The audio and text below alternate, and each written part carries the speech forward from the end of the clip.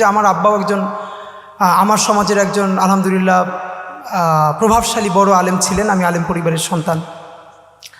শাহবাগ থেকে যখন ডিপার্টমেন্টের দিকে যেতাম, বিশেষ করে চারুকলার দিকের সামনেটা অনেক ক্যারিকেচার করা ছিল, ছবি করা ছিল।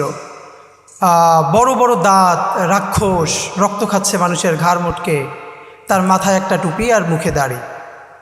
তো বারবার দেখতাম আর ভাবতাম যে এই ছবিগুলো তো আমার বাপ, আমাদের বাবা, চাচা, দাদা, যাদেরকে আমরা জ্ঞানও তো কখনো কোনো অন্যায় বা কারো হক নষ্ট করতে দেখি নাই, এদেরকে এমনভাবে পোট্রি করা হচ্ছে। কিন্তু 15-20 দিনের মধ্যে এমন অবস্থা হলো, আজকে আমি স্মৃতিটা আপনাদের সাথে শেয়ার করি যে আসলে প্রচণ্ড সাহস এবং ব্যক্তিত্ববোধ নিয়ে যদি কেউ দাঁড়িয়ে থাকতে চায়, মানে আমাদের আমলের ত্রুটি আছে, আমাদের আমলের সবার কম বেশি ত্রুটি তো আছেই, কিন্তু শত আমলের ত্রুটি থাকা সত্ত্বেও সম্ভবত আল্লাহ তাকে ওই কাজটা সহজ করে দেন।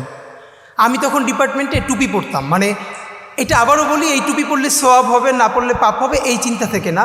কারণ আমি ভার্সিটির ফার্স্ট ইয়ারে যখন যাই, আমার দ্বিতীয় ক্লাসেই আমার এক ডিপার্টমেন্টের টিচার, উনি ফার্স্ট বেঞ্চ থেকে একদম পিছনের বেঞ্চে আমাকে পাঠিয়ে দিয়েছিলেন। আমি পলিটিক্যাল সায়েন্সের ছিলাম এবং তিনি বলেছিলেন যে এটা মাদ্রাসা না ইউনিভার্সিটি, অনেক বিরাট ক্যাচাল। তো আমার বন্ধুরা আমাকে বলেছিল তুমি ড্রেসটা চেঞ্জ করো অন্তত। তো ওদিন থেকে আমার মনে হয়েছিল যে বাংলাদেশের মতো জায়গায়ও আমার এতটুকুন আইডেন্টিটি ক্রাইসিসের মধ্য দিয়ে যেতে হবে, এইটা আমি যাব না। এইটা না যে এইটা ছেড়ে দিলে আমার যারা প্যান্ট শার্ট পরে তাদের পাপ হয়, সেটা না, কিন্তু আমি ভীষণ স্ট্রিক্ট ছিলাম যে আমি এভাবেই থাকবো, তাতে কপালে যা আছে।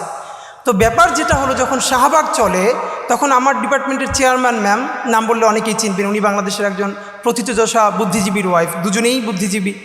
তো পুরো ক্লাসে 280 জন, তখন আমরা সেকশন ভাগ হয় নাই, আমার মাথায় টুপি আর 3-4 জন। তো ক্লাসে পড়া জানানোর জন্য আমাকে ম্যাম জিজ্ঞেস করলে এই হেফাজত দ্বারা, মানে আমাকে করে বলল।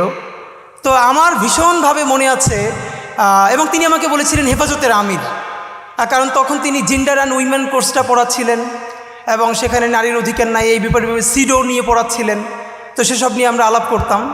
তো এরপরও আমি একটা কথা বলে রাখি, ঢাকা ইউনিভার্সিটি সম্ভবত অন্য সব জায়গা থেকে এটুকুন কারণেই ভিন্ন যে সেই প্রচণ্ড উত্তাল সময়েও আমরা ডিপার্টমেন্টে এটা নিয়ে তর্ক করতে পারতাম টিচারদের সাথে, খুব অল্প মানুষ হলেও এটুকুন অন্তত সত্য স্বীকার তো করতে হবে। তো আমার মনে আছে এরপর থেকে ম্যাডাম আমাকে 2-3 দিন ভিন্ন ভিন্ন কারণে ফোন, মানে একদিন আমরা বড় মিটিং করছি, বলছে ভিতরে কে, আমি বললাম ম্যাডাম আমি হেফাজতের আমির। এরপর ম্যাডাম যতদিন আমাকে জিজ্ঞেস করেছেন আমি আমাকে পরিচয় দিয়েছি আমি হেফাজত।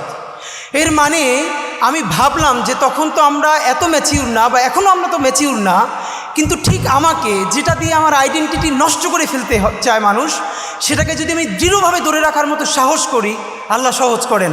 যখন আমাদেরকে হেফাজত বলে গালি দেওয়া হয়েছে, আবারও আমি বলি, হেফাজতের 13 দফা নিয়ে আমার নিজের অনেক প্রশ্ন আছে, আমার অনেক আপত্তি আছে। এই সমস্ত আপত্তি একপাশে রেখেই আমি বলেছিলাম, প্রকাশ্য দিবালোকে শিশু থেকে শুরু করে বৃদ্ধ মানুষকে ঢাকায় ডেকে চতুর্দিক বন্ধ করে ঘন্টার মধ্যে 1.5 লক্ষ বুলেট ছুঁড়ে গণহত্যা করা যাবে না, এবং এটা গণহত্যা। এই গণহত্যাকে গণহত্যা বলতে পারবার যে হিম্মত অল্প কিছু মানুষের ছিল। তো যেটা হয়েছে এবার দেখেন, তখন যেই হেফাজত বলার মতো আমাদের হিম্মত আল্লাহ দিয়েছিলেন, আজকে বাংলাদেশে 2024-এ সেই আবারও করে কারা রাজাকারের সন্তান, রাজাকারের নাতিদেরকে দিব, তখন আমরা তুমি কে আমি কে, রাজাকার রাজাকার এই কথা বলে, মানে আমাকে দিয়ে দেখে তুমি আমাকে আইডেন্টিটি ক্রাইসিস তৈরি করো, আমাকে ভিকটিম করো, আমার মানবিক মর্যাদা ভুলুণ্ঠিত করো, আমি সেটা তো তোমার কি, আমি রাজাকার তো তুই কি, এই কথা বলেই কিন্তু আমরা রাজপথে নেমে এসেছিলাম এবং মসনদ ভেঙে গেছে।